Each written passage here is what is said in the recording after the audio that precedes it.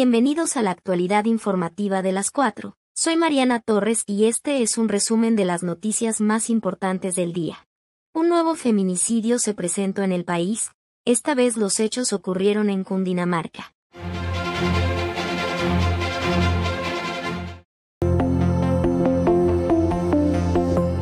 La secretaria de la Mujer de Cundinamarca, Gloria Betty Zorro Africano, rechazó el nuevo caso de feminicidio en el departamento, esta vez en el municipio de Tausa. Después de un fin de semana festivo, otra mujer víctima de su expareja.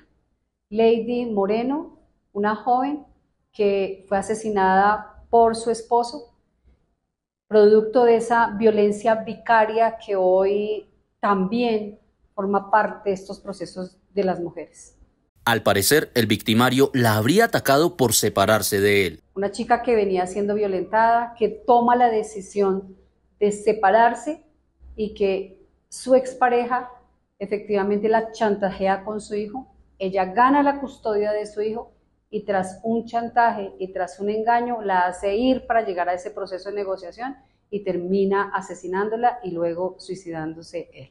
La excongresista asegura que la violencia hacia la mujer se salió de todo límite. Esto se salió ya de todo límite, de cualquier situación real, de conciencia, y estamos viviendo una situación dramática, crítica, que nos tiene que llamar la atención a todos y a todas. A su vez, la secretaria envía un mensaje a hombres y a mujeres, a sabernos tolerar, a tratar de remediar nuestros conflictos con el diálogo, a llegar a los procesos de negociación desde no quién gana y quién es el más fuerte, sino de verdad desde el escenario de cómo le damos tranquilidad a esos seres humanos chiquitos que están en medio de un conflicto de dos personas. Finalmente, es importante resaltar que según cifras de las autoridades, en Colombia, durante lo corrido de 2024, cada semana se presentan aproximadamente 4 feminicidios. Luego de hurtar un bus del CID, autotirades lograron su captura.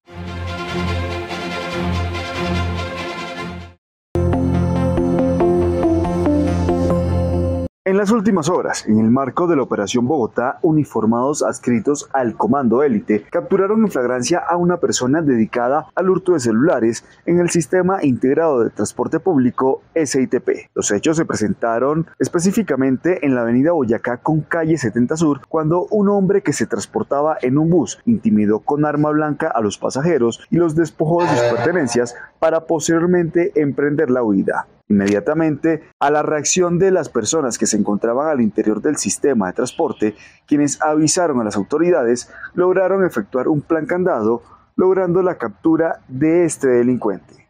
En una reacción oportuna e inmediata por parte de nuestros policías adscritos al nuevo modelo de servicio de policía orientado a las personas y a los territorios, en articulación con nuestros comandos élites, se logra la captura de una persona de sexo masculino, quien momentos antes en la avenida Boyacá con carrera 70 había hurtado las pertenencias de unos ocupantes del Sistema Integrado de Transporte. Esta persona, mediante intimidación con arma blanca y cortopunzante, los había despojado de sus elementos personales. Se logra la recuperación de 6 celulares, los cuales, junto con el capturado, son puestos a disposición de la Fiscalía General de la Nación.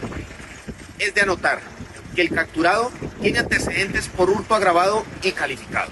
Durante el procedimiento se logra evidenciar algo insólito, y es que la persona capturada presenta anotaciones por hurto calificado y agravado, inhabilidad para contratar con el Estado, y además contaba con 2 penas cumplidas en establecimiento carcelario y hace poco acababa de salir de un centro de reclusión. En otras noticias, les traemos el anuncio realizado por Óscar Acevedo, miembro de las organizaciones sindicales que están en huelga y cese de actividades en el Ministerio del Trabajo. Vale, queremos informar a la comunidad y a los servidores que el día de ayer, en atención a la reunión realizada por la Secretaria General del Ministerio, se acudió al Departamento Administrativo de la Función Pública con el fin de verificar el avance que ellos han gestionado respecto de la bonificación. Se presentó la el avance, pero no se nos entregó el documento como tal, el decreto, ante lo cual quedamos pendientes para poder verificar si lo que ellos avanzaron es lo real y concreto que se acordó en el año 2023. De igual manera se hicieron varias precisiones a puntos sobre los cuales ellos llevaron a la mesa para que fueran revisados por parte del Ministerio del Trabajo para poder avanzar en este diálogo y poder tener una solución pronta al conflicto. Hasta tanto no se entregue de manera efectiva el decreto para revisar y se ajusten las observaciones a los demás puntos acordados, pues tendremos que continuar con el cese de actividades. En alianza con La Voz de América les contamos las noticias internacionales del día. El presidente de Colombia, Gustavo Petro, tiene un gran reto por delante frente a su proyecto Bandera de Paz Total, así lo afirman algunos expertos. Hoy la principal coyuntura política en este país es que este año serán las elecciones de mandatarios regionales, entre ellos alcaldes, gobernadores y concejales.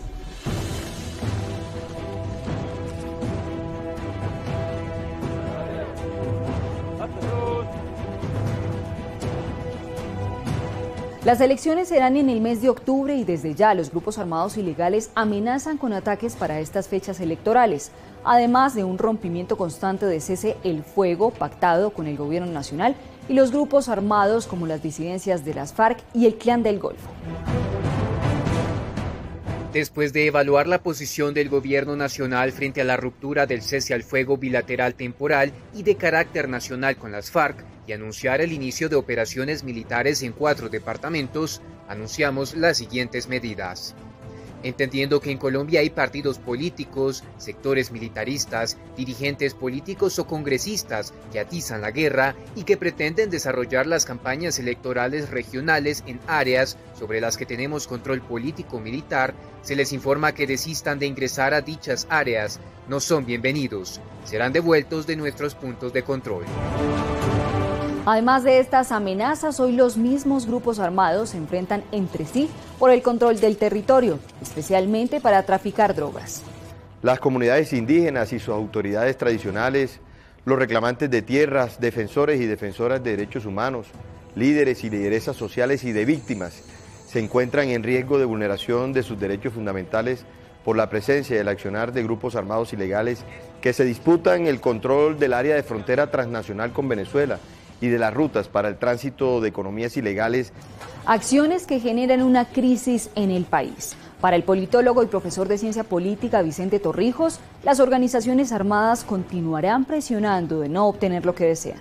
Como no están recibiendo como recompensa todo a lo que ellas aspiran, entonces encuentran en el uso sistemático de la violencia y en mayor empleo de la fuerza, encuentran en eso como una especie de presión y de desahogo de esa frustración. Pero, ¿qué se podrá esperar entonces, especialmente del proceso de paz? Lo que se puede esperar es que haya más amenazas, que haya más acciones violentas y que esto surta una especie de efecto boomerang, ¿no? Que se viene en contra, contradictorio, paradójicamente se viene en contra del propio proceso, porque entonces en ese juego de aspiraciones, los actores armados se sienten casi que autorizados a ejercer más y más violencia.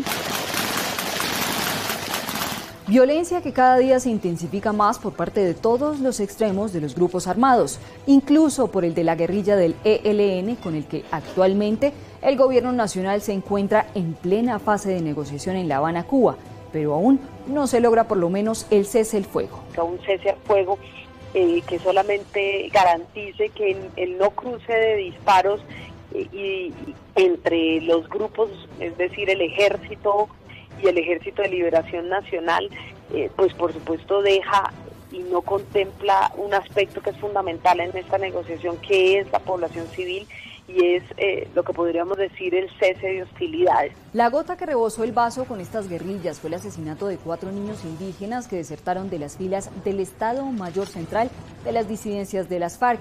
Un lamentable hecho que llevó al gobierno a tomar medidas poniendo en jaque su propuesta de paz al dificultar posibles acuerdos con estos grupos. Liz Castrellón, Voz de América, Bogotá, Colombia.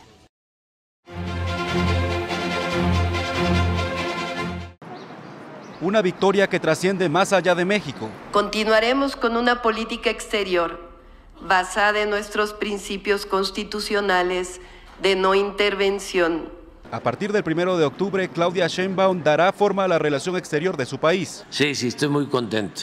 Sin prever cambios a la postura del actual presidente López Obrador. Con los Estados Unidos habrá una relación de amistad, respeto mutuo e igualdad como hasta ahora ha sido. Refrendando sus palabras, el presidente estadounidense Joe Biden felicitó a la presidenta electa de su principal socio en la región. Expresé nuestro compromiso de promover los valores e intereses de ambas naciones en beneficio de nuestros pueblos. El secretario de Estado Antony Blinken fue más allá y agregó que Estados Unidos espera profundizar la cooperación en materia de seguridad, comercio, inversión y migración. Pero es muy temprano para evaluar la futura relación de los dos países, dice este experto.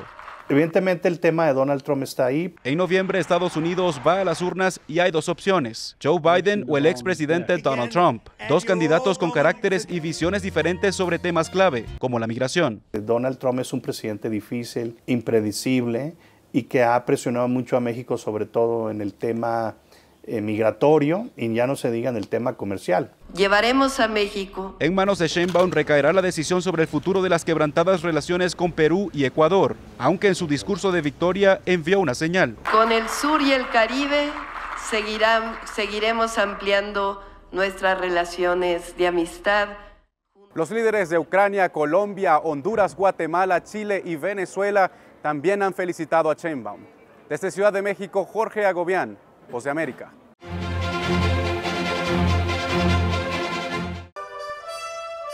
Tras más de 2 años de la reanudación de las relaciones diplomáticas entre Nicaragua y China, Pekín ha fortalecido su cooperación con Managua. La apuesta del gobierno de Daniel Ortega es convertir al gigante asiático en su principal aliado.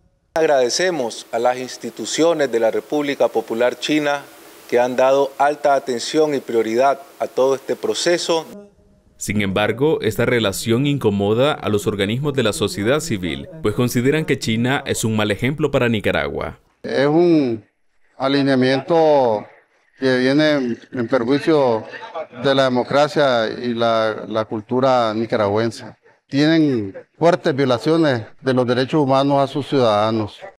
Esta semana se encuentra en Managua una delegación del Ministerio de Seguridad Pública de China, la cual sostendrá encuentros con la Policía Nacional y el Ministerio del Interior de Nicaragua, dos entidades señaladas por activistas de violar los derechos humanos.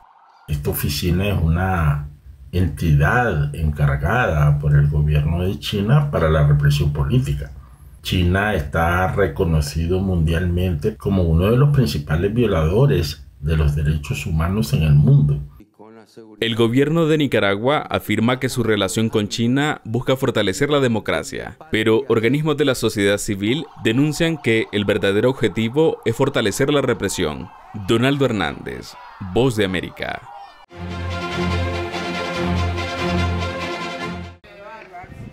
Las bolsas de alimentos del programa CLAB, que el gobierno de Venezuela vende una vez al mes a precios subsidiados, muchas veces terminan siendo intercambiadas por otros alimentos. Durante años, estos productos han sido cuestionados por su calidad.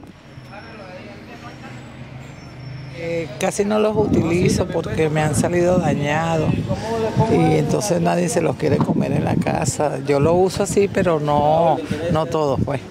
No todos, porque en verdad a veces vienen de muy mala calidad. El arroz ha salido con gusano y igual que los enlatados, esos, los jamones que vienen. Y la harina a veces viene como con telaraña. Judith es enfermera y está jubilada, y aunque cuestiona la calidad de los alimentos que entrega el gobierno, señala que son indispensables. En su caso, se encarga de la alimentación de 5 nietos. Bueno, es indispensable porque uno con eso lo que tiene que completar es el salado, ¿verdad? Que si la pasta, el arroz, uno se ayuda y completa con el salado. Como ella, otras personas se detienen frente a este camión, leen la pizarra y siguen. Al rato vuelven con carritos o bolsas de compra cargados principalmente con la harina de maíz precocida y que viene en estas bolsas. Toda la harina La harina es amarilla, es incomible. Traje 20 paquetes de harina. Las bolsas o cajas CLAP se crearon en 2016 bajo el gobierno de Maduro y en medio de una grave crisis económica que se tradujo en cifras históricas de inflación y desabastecimiento. En la mayoría de los casos incluyen harina, arroz, pasta y latas de sardina. No son gratuitas. Judith y María pagan el equivalente a $1 y Carmen pagó la última vez casi $2. En otros sectores de la capital, la historia se repite. No venden la comida y entonces mire todo lo que yo tengo que botar o regalárselo al camión por 2 tomates, que es lo que me puede dar el camión. Eso no es justo, yo pago esa comida, pero con la misma que la pago la tengo que regalar. Esa es una comida que de verdad es incomible, es incomible. Cada semana, Óscar Cáceres viaja 8 horas desde el estado Trujillo hasta la capital Caracas para vender sus hortalizas. Lleva un mes recibiendo productos del CLAP y dice que en una semana logra recoger en promedio 1 tonelada de estos productos. Yo lo que le gano es a mi mercancía, no al producto, pues, al producto del CLAP. ¿Me entiendes? Pero es un beneficio tanto como para el consumidor como para el vendedor, ¿me entiendes? Hay que inventar estrategias a veces para poder vender, ¿me entiendes? Porque a veces la gente no tiene el dinero como para cocinar con los aliños, pues, ¿me entiendes? Y nosotros le brindamos ese beneficio.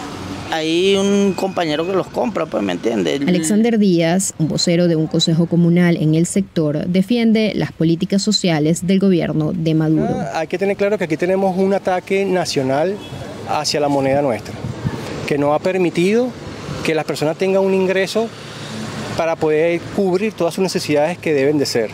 Entonces han hecho de eso una guerra, ¿verdad? Para tratar de que la gente no pueda comprarse de repente sus proteínas, sus medicinas, su ropa, sus cosas, y entonces piensan que es culpa del gobierno, pero en realidad esto es una guerra que está dirigida desde afuera hacia nosotros. ¿Qué estás esperando aquí? Al frutero. ¿Para? Cambiar las harinas. ¿Cuáles harinas? Las que me dan en la bolsa del gobierno.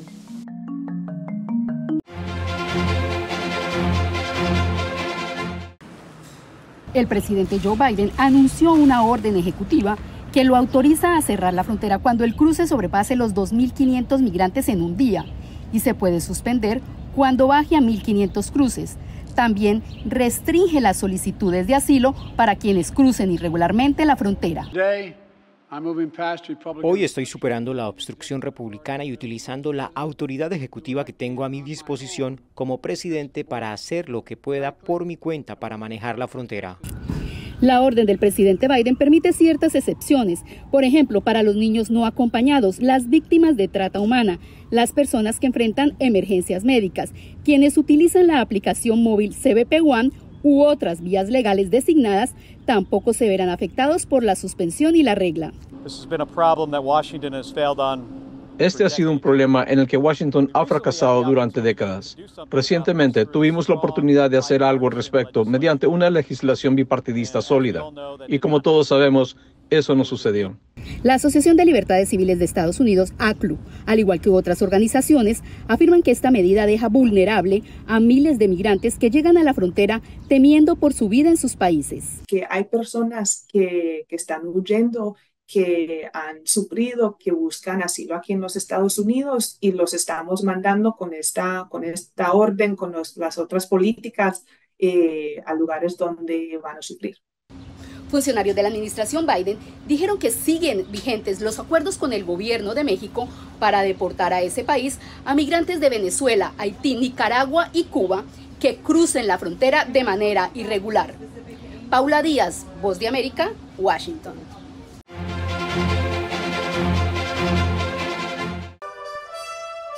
Tras más de 2 años de la reanudación de las relaciones diplomáticas entre Nicaragua y China, Pekín ha fortalecido su cooperación con Managua. La apuesta del gobierno de Daniel Ortega es convertir al gigante asiático en su principal aliado. Agradecemos a las instituciones de la República Popular China que han dado alta atención y prioridad a todo este proceso. Sin embargo, esta relación incomoda a los organismos de la sociedad civil, pues consideran que China es un mal ejemplo para Nicaragua. Es un alineamiento que viene en perjuicio de la democracia y la cultura nicaragüense. tienen fuertes violaciones de los derechos humanos a sus ciudadanos. Esta semana se encuentra en Managua una delegación del Ministerio de Seguridad Pública de China, la cual sostendrá encuentros con la Policía Nacional y el Ministerio del Interior de Nicaragua, dos entidades señaladas por activistas de violar los derechos humanos. Esta oficina es una entidad encargada por el gobierno de China para la represión política. China está reconocido mundialmente como uno de los principales violadores de los derechos humanos en el mundo. El gobierno de Nicaragua afirma que su relación con China busca fortalecer la democracia, pero organismos de la sociedad civil denuncian que el verdadero objetivo es fortalecer la represión. Donaldo Hernández, Voz de América. Así llegamos al final de esta actualidad informativa. Recuerde que puede estar bien informado ingresando a nuestro portal web momento24.co.